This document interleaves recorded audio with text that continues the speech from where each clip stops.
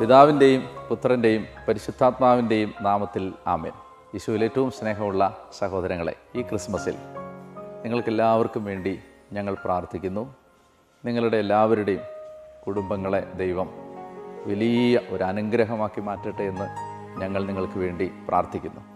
ഏതെങ്കിലും പ്രതിസന്ധികളിലൂടെയാണ് നിങ്ങൾ ഇപ്പോൾ കടന്നു പോകുന്നതെങ്കിൽ ഈ വചനം നിങ്ങളെ തേടിയെത്തുമ്പോൾ ദൈവം നിങ്ങളുടെ ജീവിതത്തിൽ ഇടപെടുകയും ദൈവം നിങ്ങളുടെ മുഖത്തെ വിഷാദം സന്തോഷമാക്കി മാറ്റുകയും തളർന്ന മനസ്സിന് പകരം ആനന്ദത്തിൻ്റെ തൈലവും സ്തുതിയുടെ മേലങ്കിയും തന്ന് ദൈവം നിങ്ങളെ അനുഗ്രഹിക്കുകയും ചെയ്യും എന്ന് യേശുവിൻ്റെ നാമത്തിൽ ഞാൻ പ്രത്യാശിക്കുന്നു.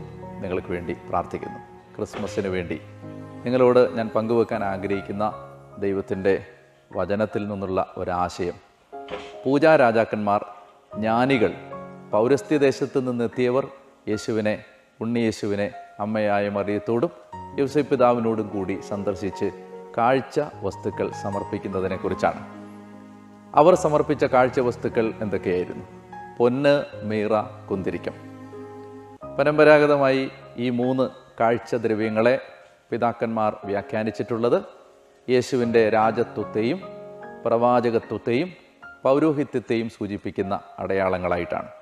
അവർ യേശുവിനെ ആരാധിച്ചത് വരാനിരിക്കുന്ന രാജാവായും യുഗങ്ങളുടെ പ്രതീക്ഷയായ മോശ കാത്തിരിക്കാൻ ആവശ്യപ്പെട്ട പ്രവാചകനായും മെൽക്കിസദേക്കിൻ്റെ ക്രമപ്രകാരമുള്ള നിത്യപുരോഹിതനായും.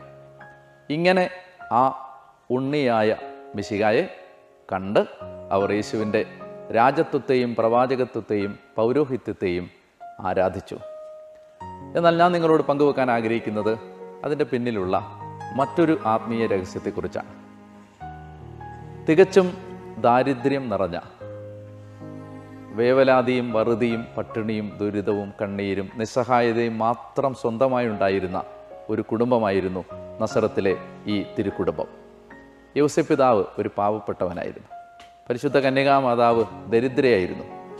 ആ ദരിദ്രരായ മാതാപിതാക്കളുടെ കുടുംബത്തിലേക്ക് പിറന്നു വീണ ഈ കുഞ്ഞ് തികച്ചും നിസ്സഹായനും ദരിദ്രനും ഒന്നുമില്ലാത്തവനുമായിട്ടാണ് പിറന്നു വീഴുന്നത്. പൂജാരാജാക്കന്മാർ യേശുവിനെ സന്ദർശിച്ച് ആരാധന കൊടുത്തതിന് ശേഷം നടക്കുന്ന സംഭവം എന്താണ്? തിരുക്കുടുംബത്തിൻ്റെ വഴിയിൽ ഇനി അവരെ കാത്തിരിക്കുന്നത് പലായനമാണ്. കണ്ണീരുറഞ്ഞു കിടക്കുന്ന ഈജിപ്തിൻ്റെ പ്രവാസത്തിൻ്റെയും അഭയാർത്ഥികളുടെയും വേദനകൾ നിറഞ്ഞു നിൽക്കുന്ന ഈ മണ്ണിലേക്ക് അവർ പലായനം ചെയ്യുമ്പോൾ അവരെ കാത്തിരിക്കുന്നത് ഒന്നുമില്ലായ്മയാണ്, ദാരിദ്ര്യമാണ്. കടുത്ത ദാരിദ്ര്യത്തിൻ്റെയും കടുത്ത വറുതിയുടെയും ആരാരും സഹായിക്കാനില്ലാത്ത നിസ്സഹായതയുടെയും നടുവിലേക്കാണ് ഈ -ഡിഗ്രി ഊഷ്മാവിൽ മഞ്ഞ് തണുത്തുറഞ്ഞു കിടക്കുന്ന മലഞ്ചെരുവുകളിലൂടെ ഓമന മകനെ ചോരക്കുഞ്ഞിനെ മാറോട് ചേർത്ത് പിടിച്ച് ഈ മാതാപിതാക്കന്മാർ പലായനം ചെയ്തത്. ഈജിപ്തിലെത്തിച്ചേരുമ്പോൾ സ്വന്തം ബന്ധങ്ങളില്ല, ഉറ്റവരും ഉടയവരുമില്ല, സ്പോൺസേഴ്സും മെൻറ്റർമാരും ബെനഫാക്ടേഴ്സും അഭ്യുദയകാംക്ഷികളും ഉപകാരികളും ഗുണകാംക്ഷികളും ആരുമില്ലാത്ത, ബാന്ധവ ബലമോ സമ്പത്തിൻ്റെ സമൃദ്ധിയോ കൂട്ടുകാരോ ചേർത്ത് പിടിക്കാൻ ആരെങ്കിലുമോ ഇല്ലാത്തതിൻ്റെ മുഴുവൻ നിസ്സഹായതയും ഈ കുടുംബത്തിനുണ്ട്.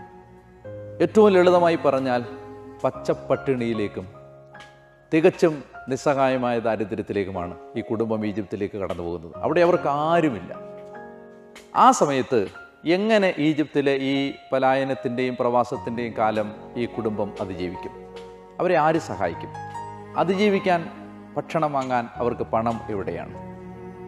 അങ്ങനെ ആ കടുത്ത നിരാശയിലേക്കും നിസ്സഹായതയിലേക്കും ഒരു കുടുംബം വീണു പോകാൻ സാധ്യതയുള്ള അത്രയും നിരാശാജനകമായ ഈ പശ്ചാത്തലത്തിൽ ഈ കുടുംബത്തിൻ്റെ അതിജീവനത്തിന് വേണ്ടി ദൈവം കരുതി വെച്ച കരുതൽ നിക്ഷേപമായിരുന്നു പൂജാരാജാക്കന്മാർ ഈ മാതാപിതാക്കളുടെയും കുഞ്ഞിൻ്റെയും കാൽക്കൽ വെച്ച പൊന്ന്.